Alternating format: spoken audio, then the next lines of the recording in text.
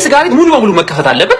እንዲሁም ብዙ ሰዎች ስጋ ቤት ስለተዘጋ ነው የሚጾሙት ባይዘይ። ስለዚህ ትክክለኛ የሚጾሙ ሰው ይጾም። እናንተ ስለጾማችሁ እንዴ አጾጾሙ ብዙ ሰው ልክ አይመስለኝም። አጾጾሙ አንዳንዴ የምትጾሙ ሰዎች በጣም የማይጾሙ ሰዎችን አቢዩዝ ታደርጋላችሁና ጾምም አይደለም የእናንተ ብዬ ወስዷል። አንደኛ ነገር ስጋ ቤቱን የሚከፍተው ሰውዬ ያለበት ልጆች ያሳድጋል ማለት እዳ ውስጥ ይሆናል ምናምን በቃ የመጨረሻ ለሱም ከባድ ይሆናል። አንደኛ ነገር ማለት ነው ስፔሻሊ ክርስቲያን ከሆነ ማለት ነው። ሲቀጥል ደግሞ የማይጾም ሰው አለ ከ7 ዓመት በታች ያሉ ህጻናቶች ያለ መጾም መብት ስላላችሁ ይበላሉ አይደል? ስጋ ይኸውልህ ወንድሜ ማትሪክስ አንተ ይሄንን ስትናገር ፍታዊ ልሆን ከሚል አንፃር ነው። ግን ቤተክርስቲያን ይሄንን ስርዓት ስታስቀምጥ ፍታዊ ሳትሆን ቀርታ አይደለም። በነገራችን ላይ ክርስቲያን ስንባል ከስጋችን ይልቅ ለነፍሳችን ማድላት እንዳለብን ቤተክርስቲያን ታስተምረናለች። እንዲሁም ደግሞ ክርስቲያን በመሆናችን ብቻ ግዴታ ልናደርጋቸው የሚገቡ ነገሮች አሉ። ከነዚህ መካከል አንዱ ጾም ነው። ጾምም ሲባል ደግሞ በሁለት ይከፈላል። የመጀመሪያው በፈቃዳችን የምንጾመው ጾም ነው። ቤተክርስቲያን አታስገድደን።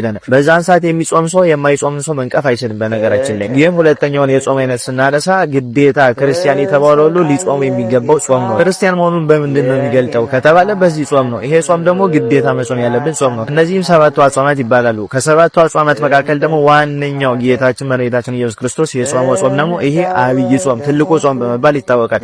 በዚህ ጾም ጊዜ ታዲያ ክርስቲያን ተብሎ ምንም ያህል ቢቸገር ለምን እንዲያደርጋል የሚል ጥያቄ ማንሳት አለብን።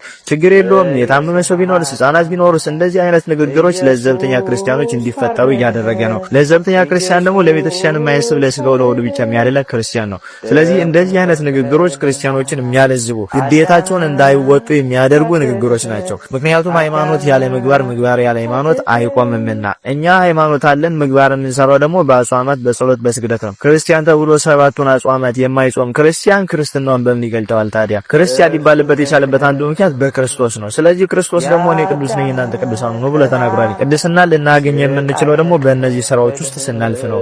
ስለዚህ እንደ አንድ ክርስቲያን ግዴታ ማድረግ ያለብንን ነገር አለባብሰን ፍትሃዊ ነን በሚል ምክንያት የማይሆን ንግግር የምንናገር ሰዎች አለንና ክርስቲያን ከሆኑ ዘንድ ስጋ ቤት መከፈት የለበትም። እንደውም አሁን ስርዓተ መንግስቱ ተበላሽቶ ቤተ ክህነቱ ደክርቶ ነው እንጂ ሁሉ ክርስቲያን ቅዳሴ እያስቀደሰ ስጋው ደሙን እየተቀበለ ይሄን ትልቅ ጾም የመጾም ግዴታ ነው ያለበት። ስለዚህ እንደዚህ አይነት ንግግሮችን እያደረጋችሁ ክርስቲያኑን ለዘብተኛ አታድርጉት። እንደዚህ አይነት ሐሳብ የሌለው እንኳን እንደዚህ አይነት ሐሳብ እንዲያስብ አታሳስቡት። ሁለተኛ ነገር በዚህ ጊዜ ስጋ ቤት መከፈት የለበትም። ይሄ ጸያፍ ነገር ነው። ምክንያቱም ቤተክርስቲያን ሁሉም ክርስቲያን ግዴታውን ይሄን ጾም ይጾም ብላ ካወጀች በኋላ ስጋ ቤት ከፍቶ ከቤተክርስቲያን ተቃራኒ ቆመው ነውና ስጋ ብሉ ብሎ መጋበዝ ምን የሚሉት ፈሊጥ ነው።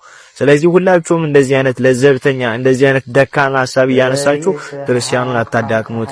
የሚገስጽም ካለ ይገስጽ፣ የሚናገርም ካለ ይናገር። ከቤተክርስቲያን አንፃር ቆሞ ግን ከነዚህ ከሚያጠፉት አንፃር ቆሞ ፍትሃዊ መስሎ እነሱን የመደገፍ አይነት ስትራቴጂ ብታቆሙ መልካም ነው። ክርስቲያን ኮንክ ደግሞ 7ቱን አጽዋማት የመጾም ግዴታ ነው ያለበት። በሌላ አጽዋማት ጾመ ጽጌ፣ ጾመ ፍልሰታ እነዚህ ግዴታ አይደሉም። የሚጾም ሰው የማይጾሙትን መንቀፍ የለበትም። በእነዚህ አጽዋማት ጊዜ ግን ክርስቲያን ከተባልክ ይሄንን ግዴታ የመወጣት ኃላፊነት አለብህ። ስለዚህ ወንድሜ ይሄን ንግግርን አስተካክለው። ይሄ ነገር ቢስተካከል መልካም ነው። ይቆያል።